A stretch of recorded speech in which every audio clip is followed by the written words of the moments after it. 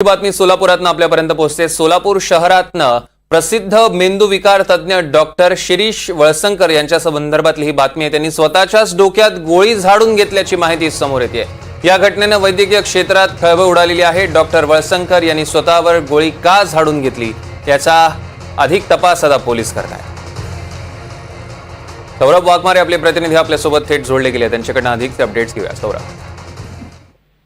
सौरभ, सध्या जर म्हणायचं झालं तर सध्याच्या घडीची सोलापूरकरांसाठी ती अत्यंत दुःखद घटना म्हणली तरी काय हरकत नाही। कारण डॉक्टर शिरीष वळसंकरांनी असंख्य ज्या शस्त्रक्रिया होत्या त्या सोलापूरकरांसाठी केल्या होत्या। असंख्य महाराष्ट्रभरात असेल, देशभरात असेल, शिरीष वळसंकरांचं जे आहे एक प्रसिद्ध न्यूरोलॉजिस्ट म्हणून नाव होतं। परंतु त्यांनी त्यांच्या राहत्या घरात जे आहे सुमारे 8:30च्या दरम्यान जे आहे ती डोक्यात गोळी घालून घेतल्याची जी आहे ती प्राथमिक माहिती समोर येते। सौरभ, तू जर दृश्यांच्या मार्फत पाहत असेल तर हॉस्पिटल परिसरात नातेवाईक असतील, डॉक्टर्स असतील, त्यांचा मित्र परिवार असेल, यांनी देखील जी आहे ती मोठी गर्दी केलेली आहे।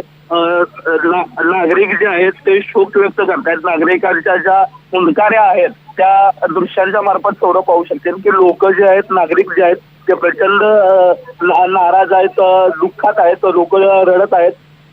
जर पाहायचं म्हटलं तर नागरिकांसाठी ही दुःखद घटनाच म्हणावं लागेल।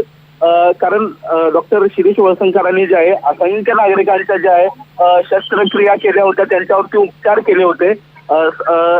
एखाद्या न्यूरोसर्जननी अशा पद्धतीनं गोळी झाडून घेतल्यामुळे साधारणतः डॉक्टर मंडळींमध्ये देखील आता सध्या जे आहे ते नाराजीचं वातावरण आहे। एकंदरीत त्यांचे मित्रमंडळी देखील या हॉस्पिटलमध्ये आलेले आहेत आणि सोलापूरकरांसाठी नव्हेच तर संपूर्ण महाराष्ट्रभरातील असंख्य नागरिकांसाठी जे आहे, असंख्य पेशंटसाठी ही दुःखद घटनाच म्हणावं लागेल। सौरभ, अगदीच सौरभ, या संदर्भातले अधिकचे अपडेट्स आम्ही तुमच्याकडून घेऊ। तुर्तास धन्यवाद।